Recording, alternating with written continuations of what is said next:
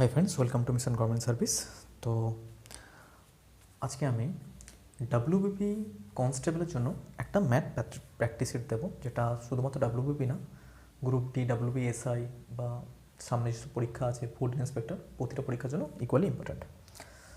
আর আগের দিন আমি একটা ডাব্লিউবিপি রিজনিং সেট দিয়েছিলাম, তার লিঙ্কটা আমি তোমাদের দিয়ে দেবো, তোমরা ডেসক্রিপশানে পেয়ে যাবে। তো চলো প্রথম অঙ্ক নিই। বলছে একটি খামারে কিছু মুরগি ও ছাগল আছে, তাদের মাথার সংখ্যা 100 এবং পায়ের সংখ্যা 320। ওই খামারে কতগুলো মুরগি ও ছাগল আছে? তো এটা তো করার অনেক রকম পদ্ধতি আছে, তবে আমি যেটা দেখাবো সেটা হচ্ছে একটা তো অ্যালিগেশন হয় আর একটা হয় তোমাদের নর্মাল যেটা শর্ট অ্যাপ্রোচ। তো প্রথমে অ্যালিগেশন বা link up method, link up মেথডে কীভাবে করা যায় সেটা আমি দেখাই। ঠিক আছে, বলছি একটি খামারে কিছু মুরগি ও ছাগল আছে, তাদের মাথার সংখ্যা 100। তাহলে বলেছে মাথা আমাদের 100 আছে, ঠিক আছে, এরমভাবে জাস্ট বোঝো, মাথা হচ্ছে 100খানা আছে। হ্যাঁ, এবার কি বলেছে, পায়ের সংখ্যা 320, মানে ওদের যা পা আছে সেটা হচ্ছে 320খানা। এবার আমি ধরে নিলাম যে ধরো 100খানা মাথা আছে তো, আর ছাগল আছে আর মুরগি আছে, তাহলে 100খানা যদি মাথা হয় তাহলে এখানে ছাগল লিখলাম, ছাগল, আর এখানে লিখছি মুরগি। তো তোমরা নিশ্চয়ই জানো যে অ্যালিগেশন কীরকম হয়। এবার দেখো 100খানা যদি মাথা হয় তাহলে মোট তা ধরলাম তা ছাগলের 4খানা করে পা হয়, ঠিক আছে, তাহলে মোট ছাগলের কখানা পা হবে? 400। মানে আমি 100খানা মাথা হলে আমি ধরলাম সব কটাই ছাগল আছে, তাহলে মোট আমার পা হবে কখনো? ছাগলের তো 4খানা করে পা থাকে, 400। ধরলাম সব কটাই আমাদের মুরগি থাকে, তাহলে মুরগি কটা করে পা হয়? 2, তাহলে টোটাল পা হবে কত? 200খানা। মানে সব কটা ছাগল সব কটা মুরগি ধরে নিলাম। এবার দেখো পায়ের সংখ্যা আমাদের কত দিয়েছে? 320 দিয়েছে। এটা যদি করো, এখানে আসবে 80, এখানে আসবে 120, কাটাকুটি করলে আমরা 3 আর 2 পাবো। এর মানে হচ্ছে অনুপাতে ছাগল আমরা 3টে পাচ্ছি, অনুপাতে 2 পাচ্ছি মুরগি। এবার মানে টোটাল হচ্ছে 5খানা। এবার 5খানা হচ্ছে টোটাল, তার মান দেওয়া আছে 100খানা। আমাদের কি জানতে চেয়েছে? যে কতগুলি মুরগি আর ছাগল আছে। মানে এখানে যেটা 5খানা সেটা আমাদের অঙ্কে দেওয়া আছে 100খানা। তাহলে 3খানা ছাগল আছে, 3-এর মান কত হবে? 5 মানে 5-এর সঙ্গে যদি আমি দেখো গুণ করছি 20, তাহলে 3-এর সঙ্গেও আমি গুণ করব 20, তাহলে 60খানা, আর 2-এর সঙ্গেও আমি গুণ করব 20, তাহলে হবে আমাদের 40খানা। 3খানা কী হলো? 3খানা হলো আমাদের ছাগল। মুরগি কখনো হলো? মুরগি হচ্ছে আমাদের 2খানা, 3:2 রেসিপি রয়েছে, সেটা আমাদের 40খানা। ঠিক আছে, এই তো একটা পদ্ধতি হলো। তাহলে 60 আর 40, ঠিক আছে। এবার একটু এখান থেকে সরে গিয়ে অন্যরকম পদ্ধতিতে যদি করা যায় সেটাও দেখি, মানে যেটা পরীক্ষা হলে আমরা করব। এসব তো পরীক্ষা হলে এইভাবে করবো না, সময়টা নষ্ট হবে বলে। তো দেখো এখানে ধরলাম আমরা মুরগি, এটা হলো আমাদের ছাগল। মুরগির 2খানা পা, ছাগলের 4খানা পা, তাহলে লিখলাম আমি 2খানা প্লাস 2খানা, ঠিক আছে। এবার দেখো 100খানা টোটাল আছে, তাহলে 100খানা যদি টোটাল থাকে তাহলে এখানে 2টো পা, এখানে 2টো পা, মোট পা হওয়ার কথা আমাদের 200খানা। 100 গুণ 2, মোট পা হওয়ার কথা আমাদের 200খানা। মানে যদি ধরি আমি 2খানা করে পা, কিন্তু তাহলে আমাদের পা আমাদের কটা আছে? আমাদের যে পা আছে সেটা আমাদের আছে তো 320খানা। মানে এক্সট্রা কত? এক্সট্রা যেটা আছে, এক্সট্রা হচ্ছে আমাদের 320 থেকে 200 বাদ দিলে 120। এক্সট্রা হচ্ছে 120। কেন এক্সট্রা 120? যেহেতু ছাগলের 4টে পা হয়, এই দুটো পায়ের জন্য এক্সট্রা করে ফেলেছি 120খানা। তাহলে ছাগলের সংখ্যা কত? 120 ডিভাইড বাই 2, 60খানা। এবার ছাগল যদি 60খানা হয়, 100-র মধ্যে বাদ বাকি নিশ্চয়ই মুরগি হবে 40খানা। তাহলে এই পদ্ধতি অবলম্বন করবে। এর ভিডিও আমার ইউটিউব চ্যানেলে আছে, ঠিক আছে। তো চলো নেক্সট প্রশ্নে যাবো এবার আমি।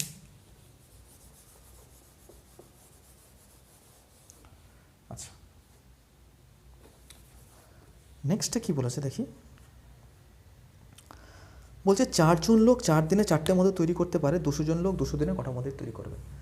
দেখো এইভাবে অঙ্কগুলো কীভাবে করবো, একটা তোমার MDH, কিন্তু ওইসব আমি দেখাচ্ছি না। চারজন লোক, আমি লিখলাম চারজন লোক, এটা হচ্ছে লোক, 4 দিনে 4টে মাদুর তৈরি করে, মাদুর।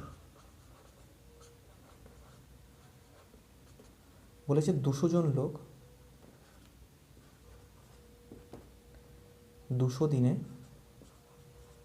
কটা মাদুর তৈরি করবে, এই দিয়েছে প্রশ্ন। কি করবে দেখো, 4 জন লোক, এখন এর সঙ্গে কত গুণ করছি, 50 গুণ করছি, এর সঙ্গে কত গুণ করছি, 50 গুণ করছি। এবার যখন কাজ আমরা বের করব, এটা যদি 50 হয়, এটাও যদি 50 হয়, এর সঙ্গে 50-এর স্কোয়ার, গুণ করব। বোঝা গেল? আমি আবার বুঝিয়ে দিচ্ছি একটা ছোট অঙ্ক ধরে। তাহলে 4-এর সঙ্গে 50-এর স্কোয়ার মানে কত, 50-এর স্কোয়ার মানে 2500, 2500 ইন্টু 4 বলতে আমাদের কত হবে, 10,000। তাহলে 10,000 খানা মাদুর তৈরি করতে পারে। ধরো তোমার যদি বলে 10টা বিড়াল 10 দিনে 10টা ইঁদুর খায়, 10টা ইঁদুর ধর, তাহলে বলবে 20টা বিড়াল 20 দিনে কটা ইঁদুর খাবে। কি করব, 10 এখানে 2, এর সঙ্গে 2 গুণ করছি, এর সঙ্গেও দেখো 2 গুণ করছি, এর সঙ্গে কি গুণ করব, 2-এর স্কোয়ার মানে 4, মানে 10-এর সঙ্গে 4 গুণ করলে 10 ইন্টু 4, 40 খানা ইঁদুর খেতে পারবে। ঠিক আছে? যখন বলবে কাজের ক্ষেত্রে তাদের স্কোয়ার হয়, সবসময় মনে রেখে দেবে। এটা তাহলে আর কোনোভাবে কোনো ফর্মুলাও দরকার নেই বা কোনো বেসিক নিয়মও দরকার নেই, এটা দেখলেই উত্তর। এখানে 4, এখানে 50, মানে 4, এখানে 200, মানে 50 গুণ করছি, এখানেও 50 গুণ করছি, তাহলে এর সঙ্গে কত গুণ করবো, 50 স্কোয়ার। কিন্তু তখনই যখন 3টে প্রথমের ফিগার 1 থাকবে। ঠিক আছে? সব কিছুতে একটা এক্সেপশন থাকে। আচ্ছা চলো নেক্সটে যাবো। আর ভিডিওটা যদি ভালো লাগে অবশ্যই চ্যানেলটিকে সাবস্ক্রাইব করবে এবং বেল আইকনটি প্রেস করে দেবে। বলছে এ ও বি এর মাসিক বেতন 3:5, যদি প্রত্যেকের বেতন 200 করে বৃদ্ধি পায়, তবে এর মাসিক বেতন কত? তো দেখো এ বি মাসিক বেতন কত আছে, 3:5 লিখলাম। এবার বেড়েছে সেটা হচ্ছে 13:21। আচ্ছা এরম করবে জাস্ট। এবার কত বেড়েছে, 200। জানতে চেয়েছে কি এর মাসিক বেতন কত, তাই তো? এর মাসিক বেতন কত, মাসিকের বেতনের অনুপাত 3:5 হলে প্রত্যেকে যদি 200 টাকা বেতন বৃদ্ধি পায়, তাহলে এর মাসিক বেতন কত? এবার একটা জিনিস লক্ষ্য করো, এর মাসিক বেতন এমন একটা সংখ্যা হবে যেটা শুধুমাত্র 3 দিয়ে ভাগ যায়। শুধুমাত্র দেখো 3:5 মানে শুধুমাত্র 3 দিয়ে ভাগ যাবে। তাহলে 3 দিয়ে ভাগ যাবে একমাত্র কোন অপশান, সেটা হচ্ছে 2400। তাহলে ডাইরেক্টলি অ্যান্সারটা হবে 2400, কোনো কিছু করার আমার দরকার নেই। এবার তোমার যদি মনে হয় তাও যদি আমার একটু কনফিউশন হচ্ছে দাদা, তাহলে কি করব, 3 দিয়ে যায় তাহলে 2400 হচ্ছে অ্যান্সার। এবার বলছে 200 টাকা যদি বৃদ্ধি পায়, তাহলে 2400-র সঙ্গে 200 যদি বৃদ্ধি করি এখানে, তাহলে হবে 2600। তাহলে 2600 আমাদের কি দিয়ে যাবে, 13 দিয়ে যাবে। তাহলে অ্যান্সার আমাদের হয়ে গেল। আচ্ছা এটা তো ছিল আমাদের শর্ট নিয়ম। এবার কিভাবে করব, দেখো এটার সঙ্গে এটা গুণ করো, 21 3 63, 13 5 65। ঠিক আছে? তাহলে 65 থেকে 63 বাদ দিচ্ছি, থাকছে আমাদের 2। এটার সঙ্গে এটা গুণ করো, এটার সঙ্গে 21-এর সঙ্গে 2 গুণ করলে কত হয়, 4200। 13-র সঙ্গে 2 গুণ করলে কত হয়, 2600। 2600 আর 4200 কত ডিফারেন্স হচ্ছে আমাদের, তাহলে 1600। তাহলে 2-এর মান যদি 1600 হয়, 2-এর মান হচ্ছে, এখানে গ্যাপটা হচ্ছে 1600। তাহলে 2-এর মান যদি 1600 হয়, 3-এর মান কত, মানে 2-এর মান 2-এর সঙ্গে যদি 800 আমি গুণ করি তবে তো পাবো 1600। তাহলে 3-এর সঙ্গে আমাদের 800 গুণ করতে হবে, তাহলে কত পাবো, 2400। এটাই হচ্ছে আমাদের অ্যান্সার, তাই না? আচ্ছা তো চলো নেক্সটে যাবো। এবার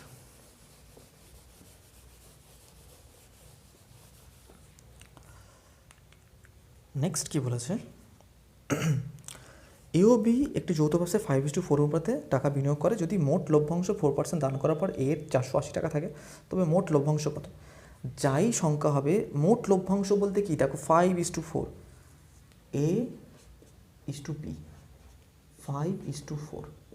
এটা কি? এটা হচ্ছে আমাদের যৌথ ব্যবসা বিনিয়োগ করে। এবার আমরা জানি কি, যা টাকা বিনিয়োগ করবে সেই অনুপাতেই আমরা লাভ পাবো।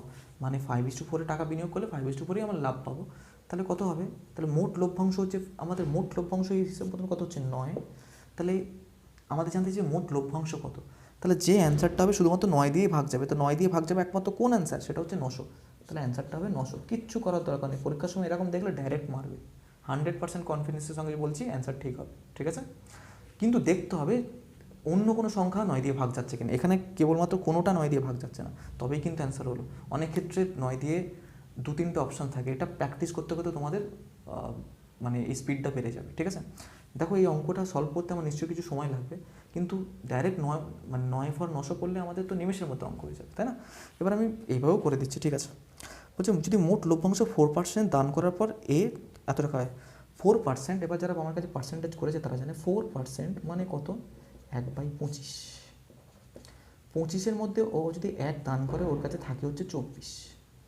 সেই 24-এর মানটা অঙ্কে দেওয়া আছে 480। তাহলে দান করার পর 480 টাকা আছে, মানে 24 সেটা। তাহলে 25টা হচ্ছে আগেকার, তো 25-এর মান কত হবে? 500। 25-এর মান 500 মানে 5 যেটা এ তো তাহলে 5 মানে 5 অনুপাতে টাকা পাবে, সেই 5 অনুপাতের মান কিন্তু বললো 500। এই টোটালটা কত আমাদের 9, মানে 5 অনুপাতের মান যদি 500 হয়, তাহলে 9 অনুপাতের মান আমাদের হবে 900 টাকা, ঠিক আছে? এটাই অ্যান্সার।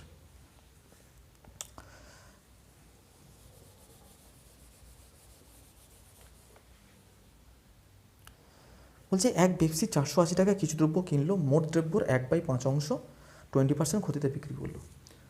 1/5 অংশ মানে 1 অংশ এখন বিক্রি করলো, 4 অংশ ওর পড়ে থাকলো, ঠিক আছে?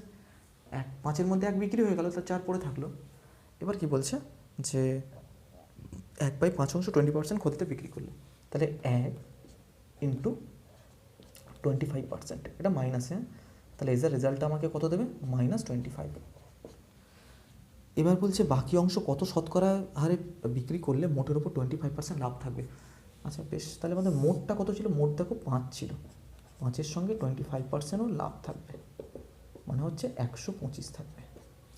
এবার দেখো মোট তাহলে আমার কত অংশ পড়ে থাকলো? 5 মানে 1 বিক্রি হয়ে গেছে, তাহলে 4 পড়ে আছে, এখানে লিখলাম 4। আচ্ছা এবার এই জায়গাটা লক্ষ্য করো, ওকে 125 লাভ করতে হবে এখন। ও অলরেডি 25 নেগেটিভে চলছে, মানে এই জায়গাটা ওকে 150 আনবো, তবে ওর 125, মানে এই জায়গাটা যদি 150 আনি, এখানটা যদি আমি 150 আনি, 150 থেকে 125 বাদ দিলে, 150 থেকে 25 এটা তো নেগেটিভে আছে, মানে দুটোকে যোগ করলে 150 থেকে 25 বাদ দিলে তবে 125 হবে। তাহলে 4-এর মান হচ্ছে 150, তাহলে 4-এর সঙ্গে কত গুণ করলে আমাদের 150 হয়? 4-এর সঙ্গে 37.5% গুণ করলে আমাদের 150 আসবে। তাহলে অ্যান্সার হচ্ছে আমাদের 37.5%। মানে 150কে তো তোমরা যদি 4 দিয়ে ভাগ করো, তার মানে 75/2, তার মানে 37 1/2%, ঠিক আছে? যখন আমাদের পার্সেন্টেজ চাইবে, ঠিক আছে, এই ক্ষেত্রে দেখো কোনো রকম ভ্যালু আমি ইউজ করলাম না, 480 কিন্তু ভ্যালু আমি ইউজ করলাম না। যখন আমাদের পার্সেন্টেজ চাইবে তো ভ্যালুর আমাদের কোনো প্রয়োজন নেই। আচ্ছা তো চলো,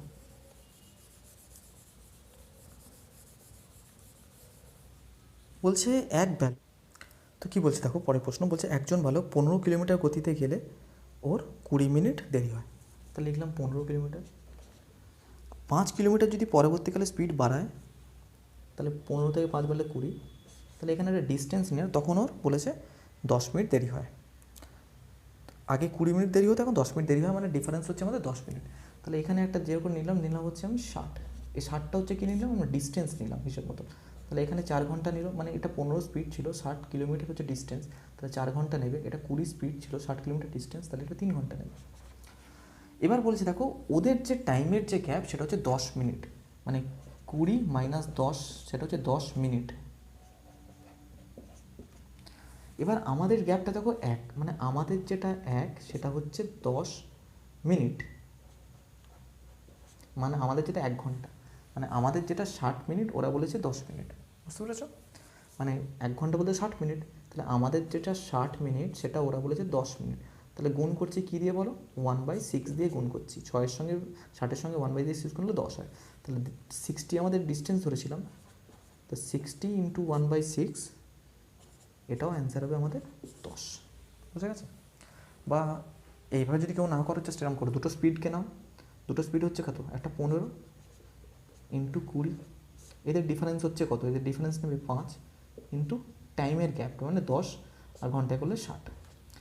তো দেখো এখানে 20, এখানে 60, 3 কাটলাম, এখানে 5, এখানে 2 কাটলাম, 3 15 মানে 5, তাহলে হলো 10 কিলোমিটার। ওকে,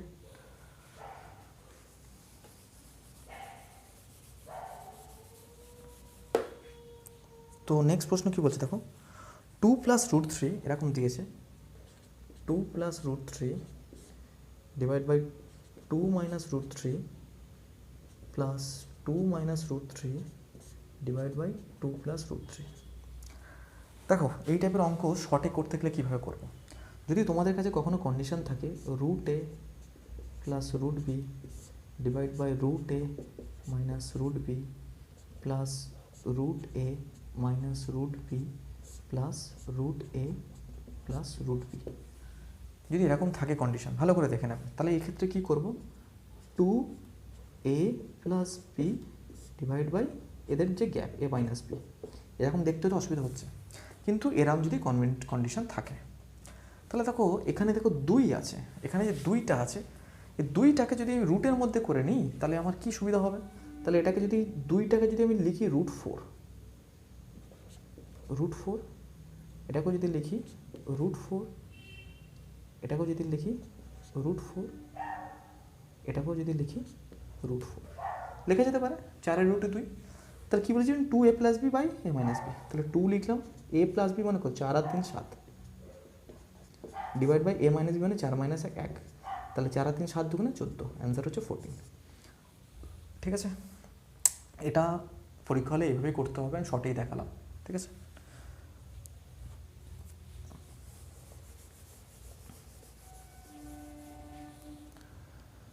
তো বলছে একটি পাত্রে 125 লিটার দুধ আছে, পাত্র থেকে 25 লিটার দুধ তুলে নিলে সমপরিমাণ জল মিশ্রিত করা হলো, এই পদ্ধতি 3 বার করার পর ওই পাত্রে দুধের পরিমাণ কত, মানে 125 লিটার আমাদের দুধ আছে, এবার ওখান থেকে 25 লিটার দুধ তুলে নিচ্ছে, দেখো মানে 1/5 যদি বলি, দুধ আছে 5, তার মধ্যে থেকে 1ও তুলে নিচ্ছে। ঠিক আছে, এরম বলেছে, এরম পদ্ধতি 3 বার করবে, মানে 5 ছিল দুধ, 1 যদি তুলে নিই তাহলে এখন আমাদের 4 হচ্ছে দুধ পড়ে থাকে। ঠিক আছে, এরম পদ্ধতিও 3 বার করবে, তাহলে করবো কি, 5 পড়ে আছে দুধ 4, 5 ছিল 1 তুলে নিল 4, 5 ছিল 1 তুলে নিল 4, এটা হচ্ছে আগেকার দুধ, এটা হচ্ছে এখনকার দুধ। এবার কি সমপরিমাণ জল মেশাচ্ছে না, মানে এটা হচ্ছে টোটাল যেটা ছিল, আগে তো প্রথমে দুধই ছিল টোটাল, আর এখন হচ্ছে এটা দুধের পরিমাণ। টোটালটা দেখো এখানে 125, আর দুধ আমাদের পরে থাকছে কত, 64।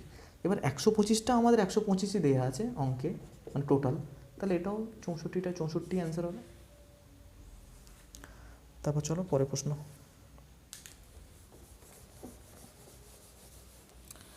বলছি একটি খারাপ কম্পিউটার 1200 টাকায় কিনে মেরামতির জন্য আরও 200 টাকা ব্যয় করেন, কম্পিউটারটি 1680 টাকায় বিক্রি করলে কত টাকা লাভ হবে? 1200 টাকা দাম ছিল, আরও 200 টাকা খরচা করলো, মানে এখন দাম হলো 1400 টাকা, সেটা এখন বিক্রি করছে 1680 টাকায়, তাহলে ডিফারেন্স হচ্ছে আমাদের 280 টাকায়, তাহলে 1400 টাকায় 280 টাকা। এবার এখান থেকে একটা শূন্য মুছে দাও, এখান থেকে একটা শূন্য মুছে দাও, দেখো 14 দিয়ে কত নামটা পড়লে আমাদের 28 হয়, 14 দুগুণে 28 হয়, তার মানে 140-এর 10% আমাদের 14, 140-এর 20% আমাদের 28, তাহলে অ্যান্সার হবে কত, 20%, আর নাহলে 28/140 × 100, এরকম করলেও এটা আসবে। তারপর চলো, বলছে স্রোতের অনুকূলে 36 কিলোমিটার পথ অতিক্রম করতে 3 ঘন্টা সময় লাগে এবং স্রোতের প্রতিকূলে 24 কিলোমিটার পথ অতিক্রম করতে 3 ঘন্টা সময় লাগে, তাহলে সিট জলে নৌকার বেগ কত? আচ্ছা আমি বলছি অনুকূলকে আমরা ধরি, মানে অনুকূল মানে হচ্ছে কি, বোট প্লাস স্ট্রিম, মানে নৌকা আর স্রোত, সেটাকে আমরা লিখি x + y, x হচ্ছে নৌকা আর y হচ্ছে স্রোত, সেটা হচ্ছে আমাদের কত, স্পিডটা 36 কিলোমিটার যেতেও 3 ঘন্টা লাগে, মানে লিখবো আমরা 36/3 = 12। আর এক্স মাইনাস ওয়াই মানে মানে প্রতিকূল, সেটা হচ্ছে 24 কিলোমিটার 3 ঘন্টা, 24/3 সেটা হচ্ছে 8। জানতে চাইছে নৌকার স্পিড কত। এবার সবসময় জানবে এরম যদি কন্ডিশন থাকে এক্স সমান সমান কত হবে, এক্স সমান সমান হবে 12 + 8, যা থাকবে 12 + 8 / 2 মানে 10 কিলোমিটার পার আওয়ার। যদি বলে ওয়াই, তাহলে ওয়াই হবে 12 - 8, 12 - 8 / 2। 12 থেকে 8 বাদ দিলে কত, 4, 4কে 2 দিয়ে বাদ দিলে 2।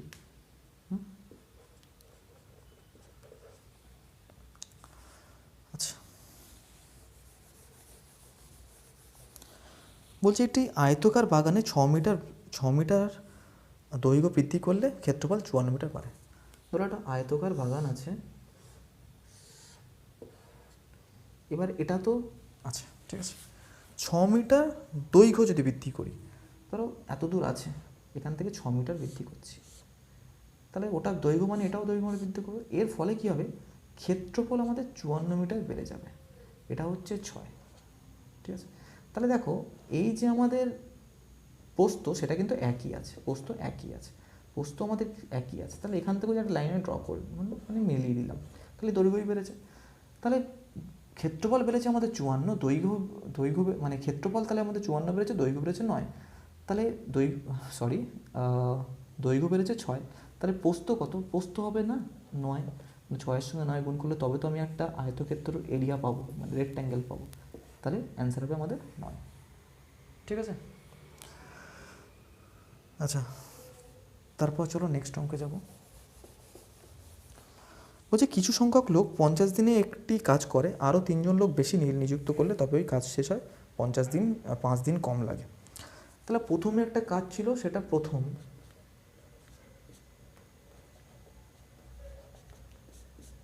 আর এটা লিখছি পরে।